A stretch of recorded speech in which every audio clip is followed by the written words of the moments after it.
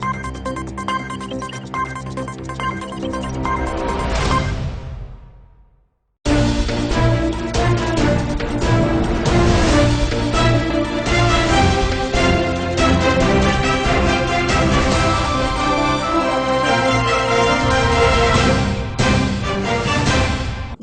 Seemanchal news में आपका स्वागत है। मैं हूं अर्चना खत्री और मैं हूं अफसाना शेख। आज के हेडलाइंस। गुरुंग जाति के नए बोर्ड में 40% बुद्धिस्ट सदस्य। गुरुंग जाति बोर्ड के संस्कृति पर पड़ा इसका असर। सिलीगुड़ी के कंचनजंगा स्टेडियम में आज ईस्ट बंगाल के साथ मोहन बागान टीम की भिड़ंत।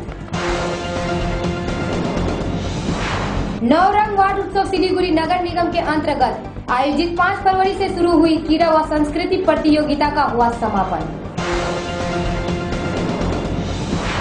मेटली ब्लॉक के चासा ज्ञाननाथ विद्यापीठ हाई स्कूल में 2 दिवसीय टी ट्राइबल फेस्टिवल का शुरुआत।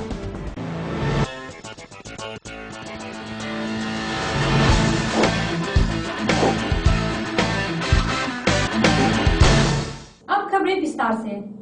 गुरुंग जाति के लिए नए बोर्ड बनाने का फैसला राज्य सरकार ने की है, परंतु गुरुंग जाति के बोर्ड में बुद्धिस्ट को भी स्थान दिया गया है। गुरुंग के बीच बुद्धिस्ट वर्गों के लोगों को रखने से एक बड़ी समस्या उत्पन्न होगी। आज सिलीगुड़ी में आयोजित एक पत्रकार सम्मेलन में ये बात ऑल इंडिया बुद्धिस्ट एसोसिएशन के भूतपूर्व सभापति टे गुरुंग ने कही है। उन्होंने ये भी कहा कि वर्तमान गुरुंग बोर्ड में उप सभापति पद पर बुद्धिस्ट समाज के सदस्य हैं। इससे गुरुंग जाति के ऊपर काफी समस्या होगी।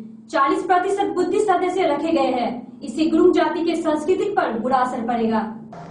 सुश्री ममता बनर्जी ने जो हम लोग को ओबीसी दिया, उसके लिए मुख्यमंत्री ममता बनर्जी को धन्यवाद।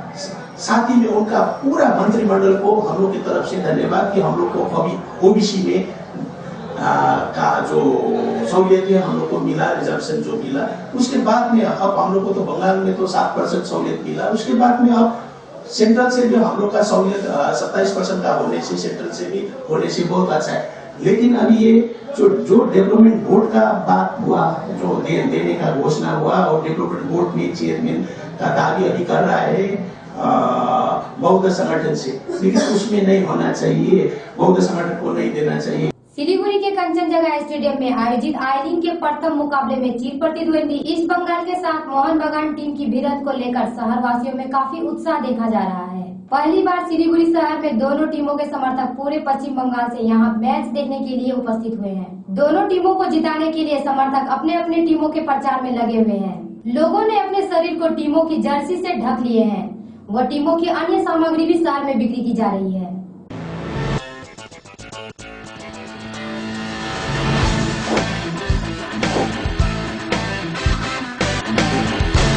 नवरंग वार्ड उत्सव सिलीगुड़ी नगर निगम के अंतर्गत 5 नंबर वार्ड द्वारा आयोजित क्रीड़ा व सांस्कृतिक प्रतियोगिता जो 5 फरवरी से शुरू होकर आज भव्य तरीके से समापन हुआ।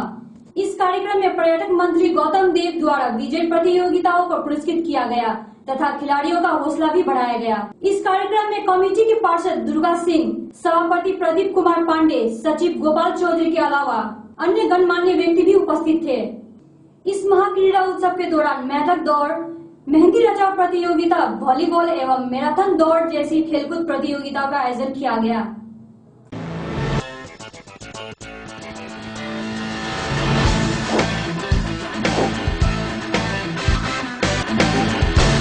तृणमूल कांग्रेस में गुटबाजी बंद होने का नाम नहीं ले रहा है। तृणमूल कांग्रेस में एक बार फिर यह गुटबाजी कुमारग्राम ब्लॉक में आयोजित पार्टी के एक सभा के दौरान प्रकाश में आई। आरोप है कि जो पार्टी को दिल से चाहते हैं और पार्टी को स्थापित करने में बहुत बड़ी भूमिका निभा चुके हैं, ऐसे नेता, कार्यकर्ता व समर्थकों को हाशिए पर रखा जा रहा है। वहीं जो दल बदल कर हाल फिलहाल में ही तृणमूल का दामन थामे हैं और जिन्हें पार्टी के नीति के सिद्धांत की जानकारी भी नहीं है, ऐसे दल बदलू नेताओं को पार्टी में जिम्मेदारी सौंपा जा रहा है। 1992 साल থেকে মমতা বন্দ্যোপাধ্যায়কে নেত্রী মেনে আজকে বাংলায় রাজনীতিটা করে আসছি।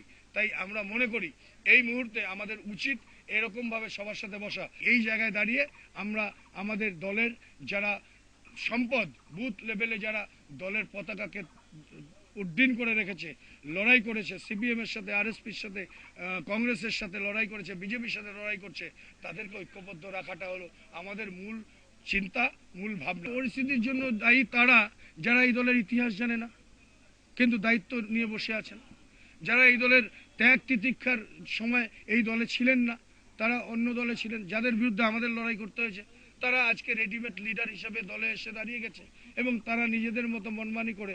मेडली ब्लॉक के चासा ज्ञानपद विद्यापीठ हाई स्कूल में 2 दिवसीय टी ट्राइबल फेस्टिवल का शुरुआत हुआ। फेस्टिवल का उद्घाटन आदिवासी विकास मंत्री जेम्स कुजूर ने किया। इस मौके पर अलीपुरद्वार के सांसद दशरथ तिर्की, मालबाजार, नागराकाटा व मैनागुड़ी तीनों विधानसभा के विधायक ब्लूचिप बड़ाइक, शुक्लमुंडा व अनंत देव अधिकारी मौजूद थे। इसके अलावा जलपाईगुड़ी जिले के डीएम रचना भगत भी मौजूद थी। इस 2 दिवसीय फेस्टिवल के दौरान तीरंदाजी, आर्ट प्रतियोगिता, मैराथन व अन्य कई खेलकूद प्रतियोगिता आयोजित की गई। আমাদের মুখ্যমন্ত্রীর অনুপ্রেরণায় আমাদের ট্রাইবাল ডিপার্টমেন্ট উদ্যোগে আমাদের রাজ্যব্যাপী এই যে টি ট্রাইবাল ফেস্টিভ্যাল এই যে বার্ষিক যে হয়, এবার আমাদের এখানে বাস আমাদের জলপাইগুড়ি ঢাকাতে করা হয়েছে 400। এবার বাজেট কত বা কি কি অনুষ্ঠানের মধ্যে রয়েছে?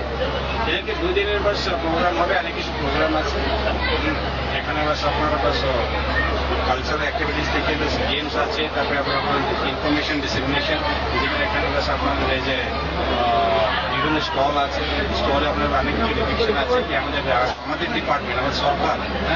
जंगली बिल्ली के चित्कार की आवाज से मालबाजार महकमा के उदलाबाड़ी बाजार इलाके में खलबली मच गई। मिली जानकारी के अनुसार एक अंधेरी गली में एक सावक जंगली बिल्ली घायल होने के कारण लगातार चित्कार कर रही थी। लोगों ने हाथों हाथ इसकी जानकारी वन विभाग को दी।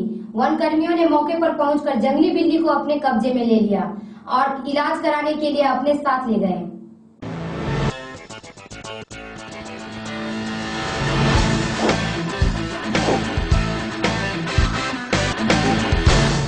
जंगली भैंसों के लगातार हमले से परेशान मैनागुड़ी के रामशाह इलाका। आज सुबह फिर से भैंसों के हमले में घायल हुए वन विभाग के बीट ऑफिसर प्रवीण सरकार के साथ 2 अन्य गांववासी। घायल बीट ऑफिसर को जलपाईगुड़ी के जिला अस्पताल में भर्ती कराया गया है। प्राप्त जानकारी के अनुसार आज सुबह गोरुमारा नेशनल पार्क से 2 जंगली भैंस बाहर निकलकर मैनागुड़ी ग्राम पंचायत अंतर्गत मोटा हरी सेवा इलाके के मल्लीन राय के घर पे हमला किया। हमले में बाबलू राय नामक एक ग्रामवासी घायल हो गया। खबर मिलते ही जंगली भैंसों को काबू करने के लिए गोरुमारा वन विभाग के अधिकारी घटना स्थल पर पहुंचे। बताते चले कि भैंसों को खदेड़ने की प्रक्रिया में बीट ऑफिसर प्रवीण सरकार घायल हुए। इसके बाद से ही इलाके में आतंक का माहौल है। এখানে আমরা 5টার সময় খবর পাইছি দুইটা পেশেন্ট বেড়েছে বলে, তো দুইটা পেশেন্ট নিজেকে মুভ করছে, একটা এখানে আছে, এটাকে এখন মানে জাস্ট ট্যাঙ্গুলোজ করা হলো। ট্যাঙ্গুলোজ করার পরে একটু মুভ করতেছে, মুভ করার পরে মানে তো আমরা জঙ্গল নিয়ে যাওয়ার চেষ্টা করতেছি।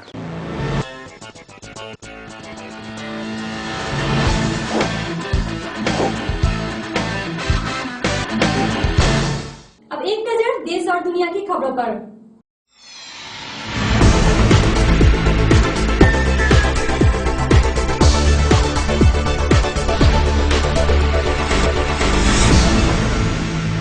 देश व दुनिया की खबरों में आपका स्वागत है। नजर डालते हैं आज के सुर्खियों पर। रात में भी जारी रहेगा चीन की जासूसी, लॉन्च करेगा लाइट विजन सैटेलाइट। भारतीय रिजर्व बैंक के गवर्नर उर्जित पटेल ने कहा, आरबीआई नोटबंदी बाद के सत्यापित आंकड़ों को ही जारी करेगा। Inter topper prodigal science girl Ruby Rai के पिता हाजीपुर से गिरफ्तार। जून तक सभी राशन दुकानों को आधार के अनुकूल बनाएगी सरकार। 25 सालों में पहली बार साथ आए 2 Khan superstar. Angola football stadium में भगदड़, 17 की मौत। अब खबरें विस्तार से। चीन अब रात के समय जमीन पर बेहद प्रकाशमान वस्तुओं की पहचान करने में सक्षम अपने पहले रिमोट सेंसिंग उपग्रह का प्रक्षेपण करने के लिए तैयार है। सरकारी चाइना न्यूज सर्विस की परियोजनाओं के प्रमुख वैज्ञानिक ली डेरेन के हवाले से कहा गया कि 10 किलोग्राम वजनी इस छोटे से उपग्रह लियोजिया 1A हुवैत प्रांत के वुहान विश्वविद्यालय द्वारा विकसित किया जा रहा है।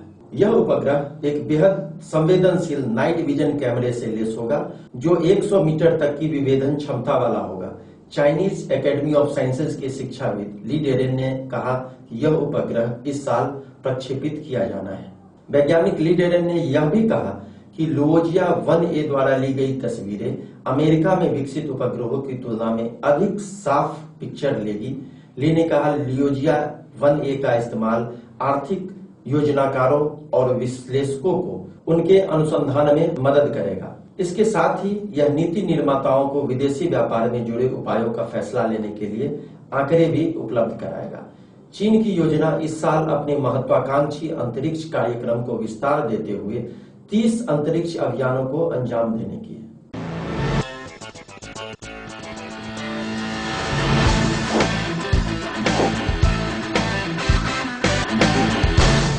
भारतीय रिजर्व बैंक ने नोटबंदी के बाद जमा हुए राशि के खुलासे में देरी का संकेत देते हुए शनिवार को कहा कि इससे पहले उन्हें अच्छी तरह से सत्यापन करने की आवश्यकता है और इस काम को बेहद सावधानी पूर्वक किया जा रहा है। वित्त मंत्री अरुण जेटली के साथ आरबीआई बोर्ड की बैठक के बाद गवर्नर उर्जित पटेल ने यहां कहा कि बैंक की हजारों शाखाएं हैं और 4000 करेंसी चेस्ट है, इसलिए हमें सावधान रहने की आवश्यकता है कि अंतिम संख्या केवल अनुमानित न हो बल्कि उसे पूरी तरह से सत्यापित करने के बाद ही बताया जाए। यह पूछे जाने पर कि नोटबंदी के बाद कितने पुराने नोट बैंकिंग प्रणाली में वापस लिए गए हैं, पटेल ने कहा पुराने नोट जमा करने की खिड़की निचले स्तरों पर 31 मार्च और 30 जून तक खुली है। यह देखते हुए हमें सावधानी पूर्वक गणना करने की जरूरत है और अच्छी तरह नोटों के सत्यापन और लेखा सत्यापन के बाद ही इसे जारी किया जाएगा। जो भारतीय नागरिक विदेश में रह रहे हैं वे 31 मार्च 2017 तक इसे जमा कर सकते हैं, जबकि अनिवासी भारतीयों को यह सुविधा 30 जून 2017 तक के लिए दी गई है। आरबीआई ने पहले कहा था कि 10 दिसंबर 2016 तक कुल 12.44 लाख करोड़ रुपए मूल्य के नोट अभी तक जमा हुए हैं।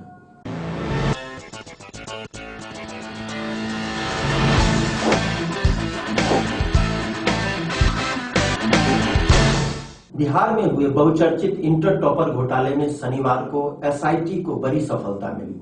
पुलिस ने मामले में कार्रवाई करते हुए रूबी राय के पिता अवधेश राय को गिरफ्तार कर लिया है। पटना एसआईटी की टीम ने वैशाली के भगवानपुर पुलिस के साथ शनिवार को एक साथ रूबी राय के गांव के घर पे धावा बोला। एसआईटी की टीम और पुलिस रूबी राय के घर कुर्की जब्ती की कार्रवाई करने पहुंची थी। इस दौरान टीम जब रूबी के घर पहुंची तो वहां भारी संख्या में लोग जमा हो गए।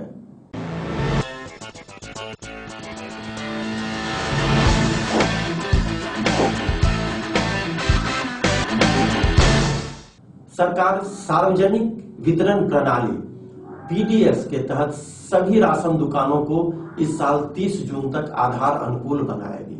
सूचना और प्रौद्योगिकी मंत्री रविशंकर प्रसाद ने शुक्रवार यानी 10 फरवरी को यह जानकारी देते हुए कहा। प्रसाद ने शुक्रवार को यहां संवाददाताओं से कहा, हम 30 जून तक सभी 5.58 लाख राशन दुकानदारों को आधार अनुकूल बनाएंगे।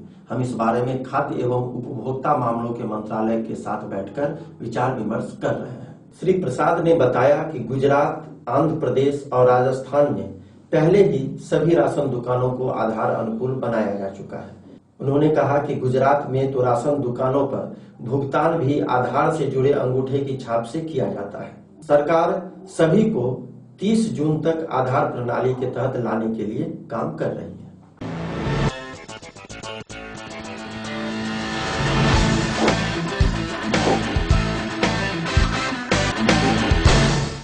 शाहरुख खान और आमिर खान दुबई की एक पार्टी में बिजनेसमैन विजय बिजली के साथ नजर आए थे। खास होते हुए भी यह तस्वीर उतनी खास नहीं लगी थी क्योंकि दोनों खान के बीच यहाँ कोई कनेक्शन नहीं दिख रहा था। लेकिन कुछ ही देर बाद शाहरुख खान ने ट्विटर पर यह तस्वीर शेयर की जो बॉलीवुड प्रेमियों को सरप्राइज से कम नहीं लगा। यहाँ आप शाहरुख आमिर को एक साथ इस सेल्फी में देख सकते हैं। शाहरुख ने लिखा, एक दूसरे को जानते हुए हमें 25 साल हो गए। यह पहली तस्वीर है जो हमने साथ ली है। यह मजेदार रात है। कोई शक नहीं कि यह एक तस्वीर खान फैंस को क्रेजी करने के लिए काफी है।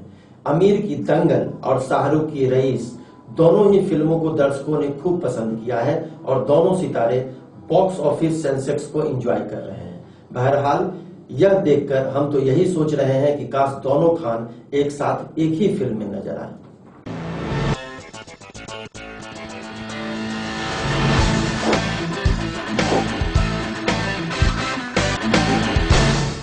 अंगोला के एक फुटबॉल स्टेडियम में भगदड़ मचने से कम 17 लोगों की मौत हो गई और दर्जनों लोग घायल हो गए हैं, जिसके बाद सरकार ने पूरी घटना की जांच करने के लिए एक आयोग का गठन कर दिया है। यह दक्षिणी अफ्रीकी देश में फुटबॉल से जुड़ा अब तक का सबसे भीषण हादसा है। सरकारी समाचार एजेंसी अंगोप की खबर के अनुसार सरकार ने देश के उत्तरी शहर उर्गे में शुक्रवार को हुए हादसे की जांच के लिए एक आयोग का गठन किया। हादसा पीड़ितों में बच्चे भी शामिल हैं। पीड़ितों के परिवार की मदद करने और पीड़ितों की अंत्येष्टि के आयोजन में सहयोग देने के लिए एक और आयोग का गठन किया जाएगा। यह हादसा शुक्रवार को तब हुआ जब सैकड़ों लोग स्टेडियम में घुसने के लिए उनके एक दरवाजे की ओर भागे और इस दौरान कुछ लोग गिरने के बाद भीड़ के पैरों के नीचे दबकर रह गए। पुलिस प्रवक्ता ओरलैंडो बर्नार्डो ने एएसपी से कहा कि कई बच्चे मारे गए हैं। उन्होंने बताया कि स्टेडियम का प्रवेश द्वार अवरुद्ध था, जिसके कारण हुए हादसे में 17 लोग मारे गए और 56 लोग घायल होकर अभी अस्पताल में भर्ती हैं। पुलिस ने कहा कि मैच देखने के लिए पहले से ही स्टेडियम दर्शकों से खचाखच भरा हुआ था और इस दौरान सैकड़ों प्रशंसकों ने अंदर घुसने की कोशिश की, जिससे धक्का मुक्की शुरू हो गई और कुछ लोग जमीन पर गिर गए। अधिकतर मृतक नीचे दबने या दम घुटने से मारे गए हैं।